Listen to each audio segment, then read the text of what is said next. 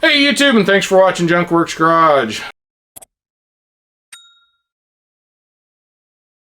Well, as you already probably know, I had a few pitfalls trying to pull this thing out and now putting it back in. So there's a couple videos on this now, and I'm pretty sure this one's going to have me doing the U-joints and putting the shaft back in.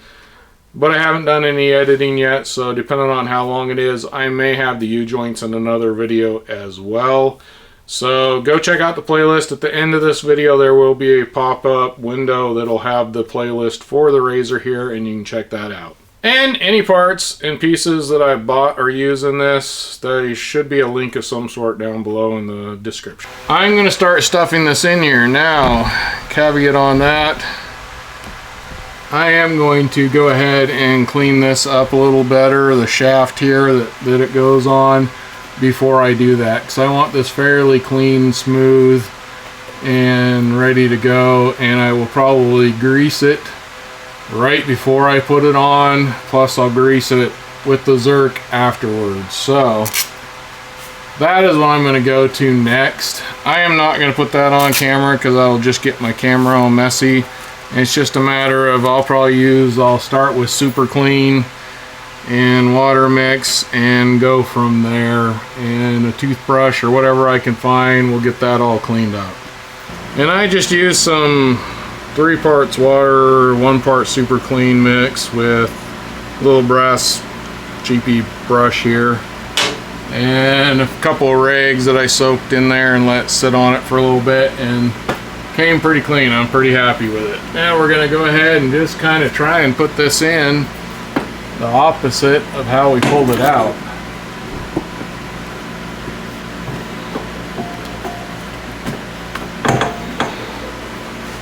And I gotta be careful because I'm running into some wires here now too. Well, and I don't want to kill my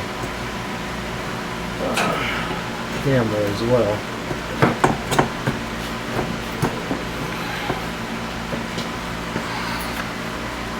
It's definitely hitting on the bottom part of that, right where it goes through. That's a real pain in the butt. And there is a couple other wires, actually, now that I look at it, that are up there that I probably should have tried to make sure I didn't crush. So be a little more careful on me. I did catch a wire, but I looked at it, it's fine. But we're through now. We should be able to, I think, go that way. So there's a bump right here. Make sure you're on the other side of it, I think. Anyway.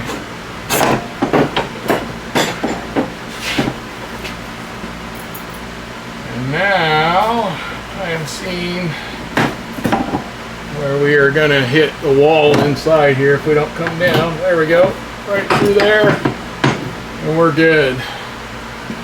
It's up in there, so it wasn't too bad to get up in there.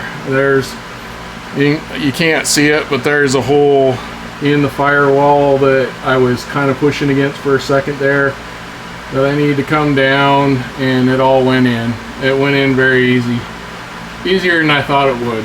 So I'm gonna go up front and kind of pull this forward as much as I can and try and squeeze it in and angle it to the passenger side, because it's going to have to jam up in there to the passenger side of the front differential or gearbox or whatever you want to call it. So I got to lower things down, get up under in there, and work on that. I don't know as I'm going to show all this stuff on film. Once I got it in the right spot, I'll kind of show you where I have it. So that I pushed up on this side as far as I can get it. And I actually did just go down there, and there's more than enough room if I push it. Just make sure that that is kind of facing out this way and up, and it's going to this side, or the passenger side here, or right side of the machine, next to the gearbox there, just underneath the steering. And then with it there, it's sitting right here, which is way behind this. I can stick a couple fingers behind there. So I'm sure I'm gonna have to kind of manipulate it and get it in there, but first I'm gonna go ahead and slather this with some grease, probably throw some grease kind of up in there by hand, and then I will actually hit it with a grease gun as well.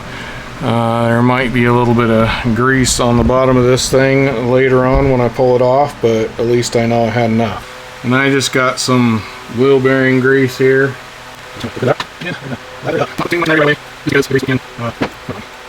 I think I'm done with that.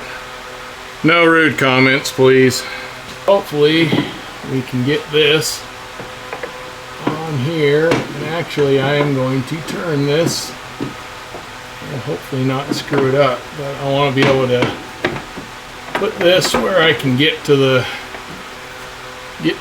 Now that I've slid it all the way back now, so I should be able to go up front and stick the front in. I will go ahead and film that, and I'll meet you up there. Here's the end of the drive shaft right there, and here is the shaft that I'm trying to put it on. This is unfortunately not where I'm going to want it, because I need to be able to drive the pin in here, and that is definitely not where I need it. So I'm going to have to turn this at least a couple more teeth in the back here. So I'm going to go ahead and pull it off, do what I just did all over again. I'm going to bring this up here. In fact, I'll just do it. I'm going to bring it all the way up here as much as I can. I could feel it fall off right there. And I'm gonna have to do some turning like that. I'm gonna go underneath there and try and maneuver this back and forth till I get it right. I'm hoping that is gonna go on there like that, and it does. So now that I've verified that, I am gonna go ahead,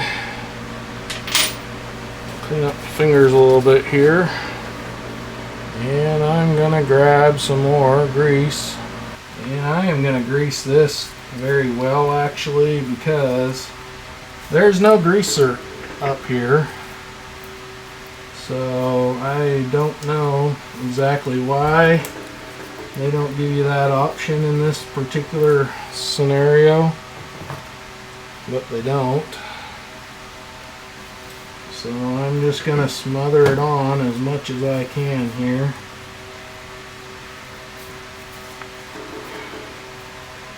And I'm also going to stick it pretty good down into here. We're going to go ahead and stick it on. And we got our split pin here. I'm going to go ahead and put a little bit of grease on that, and unfortunately I can't see very well.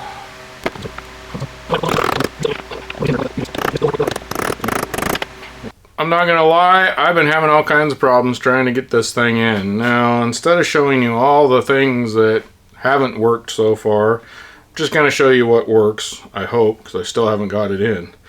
But first of all, I did take this and put it in my vise and crush down the end.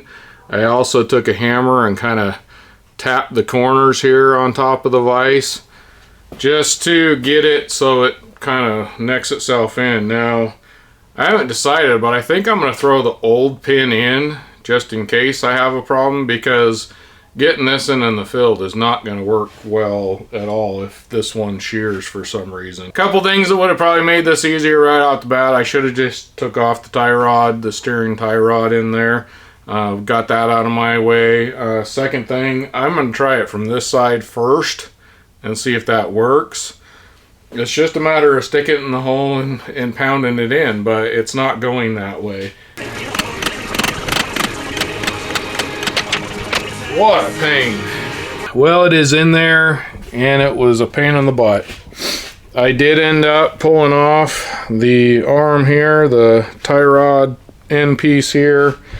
I ended up using on the bottom nut, you got to pull the cotter pin out first.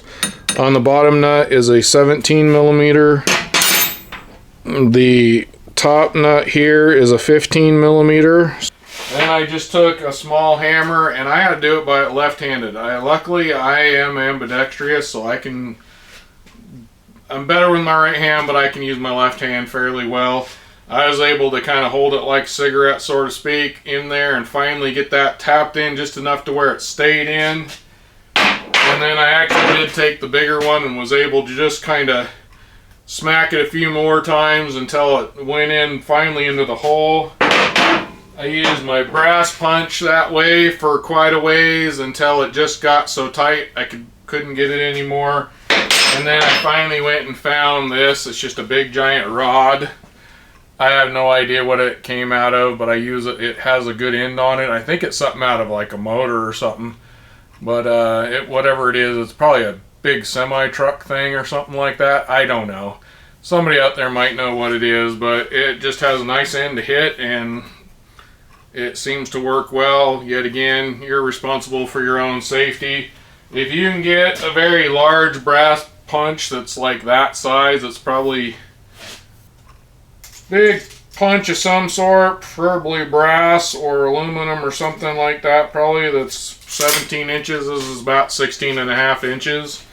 That would help you immensely to be able to get this job done. Otherwise, here's the reason what happened. I can tell you exactly why I couldn't get that to go in and why it's been fighting me so much. The hole in the part that I bought is not straight through, not drilled right, I don't believe. Because when I first started trying this, like I said, I'll show some of that footage. But when I first tried doing it, I actually finally kind of looked real close to the hole there, because I went to put a punch in to kind of straighten it out. From the other side, I could get my punch in real easy.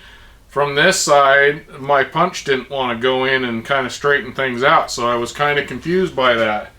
And what it was is I looked in the hole, and the hole wasn't really lining up with the hole in the front end here, in the splines, where the splines were. So I tried pulling it off. I thought maybe I had it wrong on the wrong splines, and I think that is part of the problem. I don't think the splines that are in the new part quite line up right with the splines in the original splines in the front end here.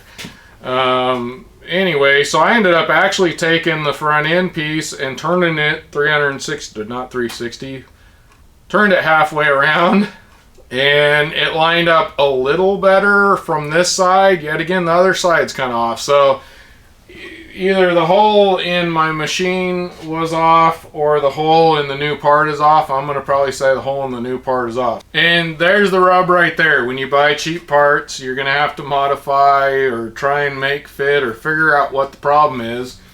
But no matter what, those holes are not lined up great. I don't look forward to trying to ever do this in the field if I ever have to.